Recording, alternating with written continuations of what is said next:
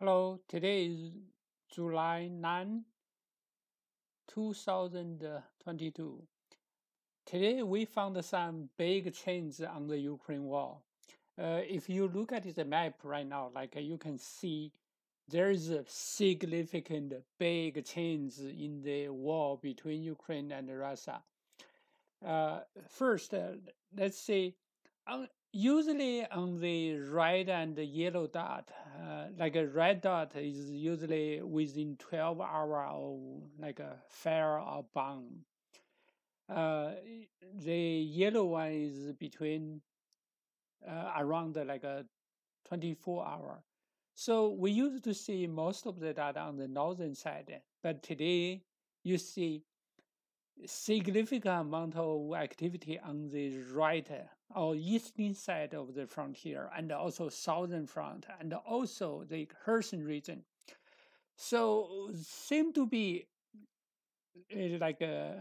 after the general talk to Russian President Putin, Putin say, yeah, let the northern side take some rest, and then let the eastern side and other part increase activity. That's exactly what is happening, right? So the eastern frontier, southern frontier, Kherson region all increase activity.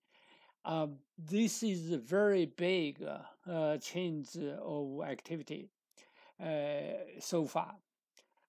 Let's also go to the fair map. Let's go to the fair map to see what's going on.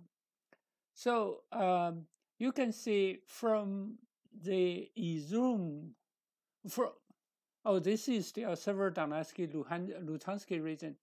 On the Sloviansk, on the southern northern side, there is still some fighting going on. Well, the Luhansk region are largely occupied by the Russian, so there are not many activity except on the east side of Seversky. There was some fighting going on in the last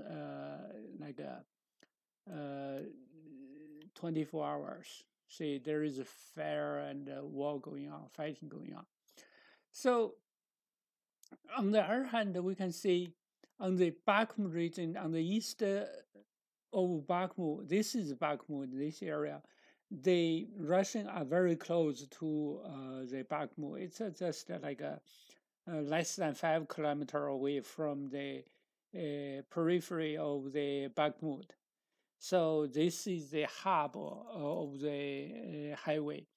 So in here, and we can also see on the southern side of the Bakhmut, there is Russian also keep attacking on this particular small village here. So I think Russian on the southern side is probably 7 to 8 kilometers away. So this is like a Bakhmut is like a at least two sides is being very close to Russian right now.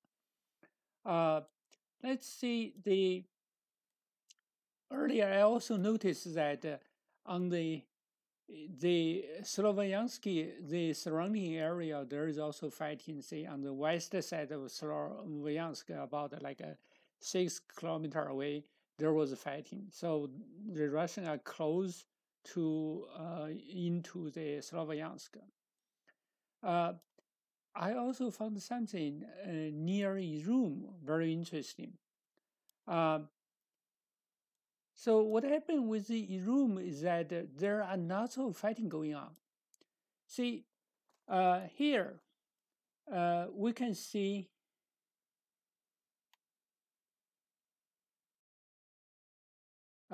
yeah, on the top. Here is the Izum side. Izum area you can see on the west. This is the Izum. This is also a hub. On the west of Izum, there's heavy fighting going on. Like seem to be the Ukraine side is attacking strongly from the west. expanded from the Kharkiv, try to put pressure to overtake the Irum area. So they are attacking on the western side of Irum. There's heavy fighting going on in there. So in the meantime, we also from the fair map, this one we can see all the southern eastern side attacking, and remember we actually 1 week to 2 weeks ago we actually talked about that like Russia may decide to change its strategy and attack from the eastern side, because we saw the eastern side is close to the big city, Donetsk big city, right? They can have a much better supply chain. So they are trying to attack, to break through here so that they will try to threaten the Pokrovsky, right? This is a big hub. Once they occupy here, Ukraine side cannot easily supply or withdraw from Kramatorsk and Slavyansk, because Irum is the other side of the hub already been occupied by the Russian. The Russian only need to take this big one, and Kramatorsk, Slavyansk is in big trouble. So that's exactly what they're doing right now. Like, seem to be we are the spy inside the Russian commander, circle, right? So maybe we are spy. So that sounds good. At least we predict correctly that Russian will go through on the east, try to take advantage of the supply chain in the Donetsk city, and use the railway and every supply system, and also the big building. They can store their ammunition under some big building underground, right? So that the Ukraine side cannot hit their ammunition. So this is a big advantage to them. Now they are starting to take advantage of that, trying to push on the eastern side, or of the front line, or the western side of the Donetsk city. So we know they already occupy, Russian already occupy the Marinka. They are attacking the Avdiivka, and then once they finish these two, I think they will go through Pokrovsky. This is the hub. So that seemed to be working as we predicted. This is a war map for July 6 by the Russian military. We can see that the front end on the Kherson region is confirmed our map is roughly the same, right? Roughly this region is this long piece of the territories occupied by Russian. And this map clearly indicates that the Russian is attack many of the rocket launcher. This is a air defense system. This is a rocket launcher, and they shoot down the missile, shoot down the aircraft, the helicopter, and the aircraft. So actually, yesterday they also attacked two United Kingdom sent like a HIMARS missile system in Odessa.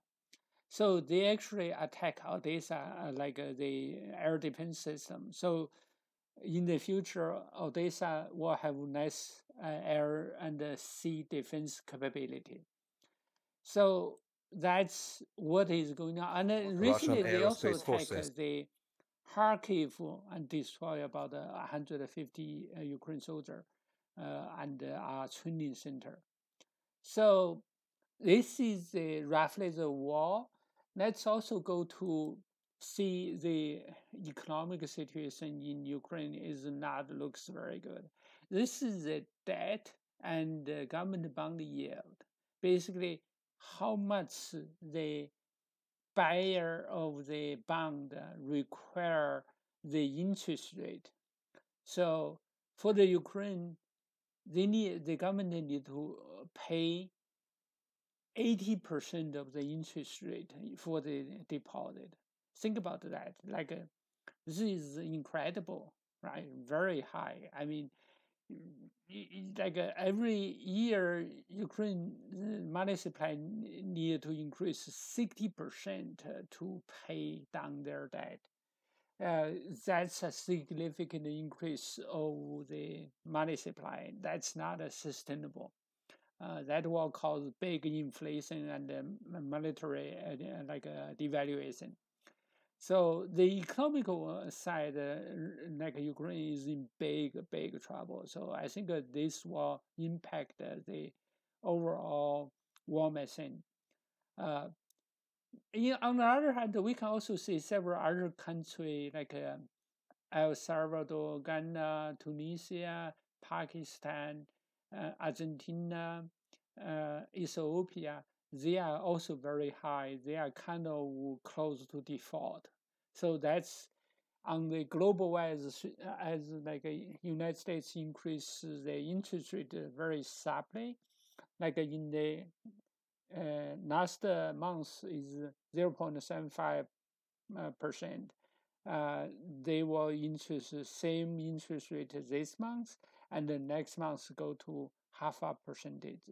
So the interest rate increase in the U.S. while causing the yield on the U.S. bond much higher, and the dollar will increase the value because most like a fixed income money will come to the U.S. from Europe or from other country because the money manager can get a better yield, better interest in higher interest in U.S. bond. So the money supply will come to the U.S. and causing other country to devaluate their currency.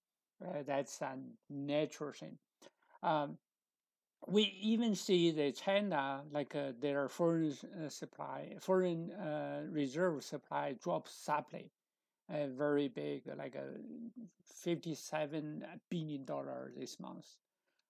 So this is because big and small, like a country have a much higher stress.